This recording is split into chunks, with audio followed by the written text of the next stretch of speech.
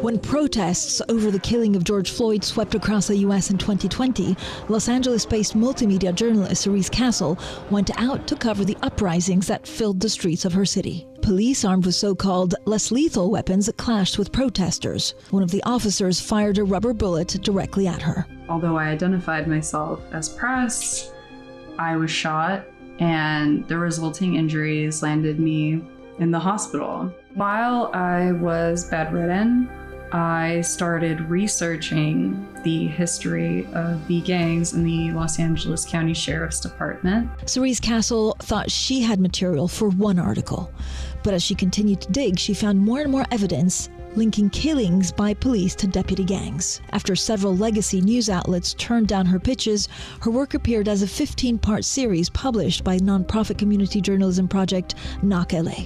Cerise stood out to the IWMF because of the incredible courage as a freelancer that it takes to hold one of the largest local police enforcement agencies in America to account. Her 15-part series that she produced and wrote on her own is exposing atrocities by this agency, the murder of 19 men of color, the payouts of $100 million from Los Angeles County to the victims' families, and all of this without the backing of a major media organization.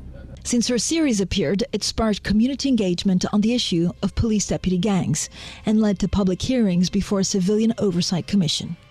And it's changed Cerise Castle's life as well, but not all for the better. Immediately after I released the first part of the series, I began receiving death threats. I regularly receive threatening messages on my social media. She's had to hire security guards to protect her while she does her job, and she's had to invest in a bulletproof vest. She's faced retaliation and harassment from the department whose misconduct she exposed. When I attempted to attend a press conference featuring the Sheriff's Department, I was detained.